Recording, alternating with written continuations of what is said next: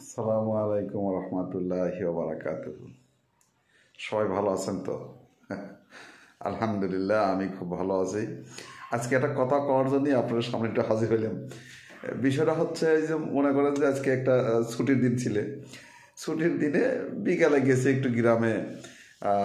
আমার এক কি কয় ভাইস্তে ছেলে আছে, হ্যাঁ, মানে আমার নাতি।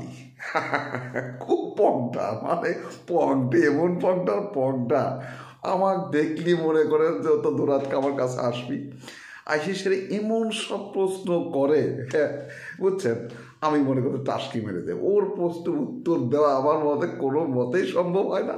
কি করবো, আজকে গেছি বাড়ির দেখি দাদা দাদা করে কাছে চলে আসলে, হ্যাঁ কাছে চলে এসে করছে, দাদা একটা প্রশ্ন আমার তোমার উত্তর দেওয়াই লাগবে আজকে। কি প্রশ্ন তোর? হ্যাঁ, আমার দেখলি তোর প্রশ্ন এত উতলা উঠে কী জন্যে কর? হ্যাঁ, আমার দেখলি তোর প্রশ্ন করার আর কোনো সময় পাস নি। আমাকে যখন দেখলাম তখন তোর প্রশ্ন, কে তোর প্রশ্ন উত্তর দেওয়ার মতো কি আর লোক দেশে নাই? হ্যাঁ, তারপরে তো প্রশ্ন উত্তর দেওয়াই লাগবে। মানে করছে কি, আচ্ছা দাদা, এই তুমি তো মনে করো ছোটোবেলার থেকে শিখাইছো, হ্যাঁ আমার স্কুলের স্যাররাও ম্যাডামরাও শিখাইছে যে পরিষ্কার পরিচ্ছন্ন এবং হাতের লেখা সুন্দর হলে তার জন্য 5টা মার্ক এক্সট্রা আছে। হ্যাঁ, সুন্দর হাতের লেখা আর হলো পরিষ্কার পরিচ্ছন্ন।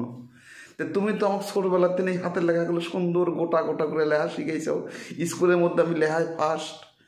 তা আমার অঙ্ক পরীক্ষা হয়েছে, অঙ্ক পরীক্ষায় 100-র মধ্যে পরীক্ষা হয়েছে, কারণ আমি 10টা অঙ্ক দিয়েছি, এক একটা অঙ্কের 10 মার্ক, তাহলে 10টা অঙ্কে আমি 100-তে 100 পাইছি।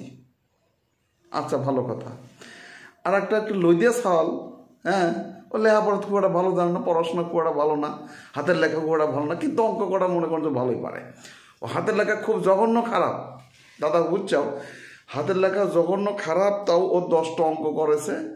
হ্যাঁ, কোনো রকম কষ্ট মষ্ট করে মানে পড়া যায়, কিন্তু অঙ্ক ঠিক আছে। ও পাইছে 100, আমার হাতের লেখা একদম চকচক চকচক করা সুন্দর হাতের লেখা, আমিও পেলাম 100। তাইলে আমি ও ও আমার সমান পাইলে কে? হ্যাঁ, আমার হাতের লেখার যে সুন্দর, সে আমার 5 মার্ক গেল কোনে? আমি 10টা অঙ্ক তো সঠিক করেছি, এই জন্য আমাকে 100 মার্ক দিয়েছে। তাহলে আমার হাতের লেখা সুন্দর, সে মার্কটা গেল কই? দাদা এই উত্তর যদি না দাও, কালকের থেকে কিন্তু আমি আর লেখাপড়া ঠিক মতো করবো না, হাতের লেখা একবার জঘন্য খারাপ করবো। কারণ জঘন্য হাতের লেখাও যে নাম্বার, ভালো হাতের লেখাও সেই নাম্বার, এটা তো হতে পারে না। না না ইয়ে দাদা, এখন তো আমি তো চিন্তায় পড়ে গেলাম। বিষয়টা তো তাই, হাতের লেখা খারাপ, অঙ্ক ঠিক হয়েছে, তাহলে ফুল মার্ক পাইছে। আমার নাতির হাতের লেখা সেই সুন্দর, ও 10টা অঙ্ক ভালো করেছে, অঙ্ক হয়েছে, ও কেন 100 মার্ক পাবি? তাহলে ওর 105 দেওয়া লাগবে না? হ্যাঁ, আপনার তাহলে কোন, তাহলে 100-র মধ্যে তাহলে কিন্তু পরীক্ষা হওয়া ঠিক নয়। পরীক্ষা হওয়া লাগবে হচ্ছে, অঙ্ক হওয়া লাগবে 90-এর মধ্যে, আর 10 মার্ক এক্সট্রা থাকবি, সেটা হচ্ছে পরিষ্কার পরিচ্ছন্নতার জন্য বা সুন্দর হাতে লেখার জন্য, ওই মার্কটা থাকবি। আসলে আমার মাথায় কিছু ধরতেছে না, আসলে কি বিষয়টা কি আমি কিছু বুঝতে পারতেছি না। যে হাতের লেখা ভালো হওয়া লাগবে, তার জন্য এক্সট্রা মার্ক আছে, আবার অঙ্কের বেলায় সেটা আবার খাটতেছে না।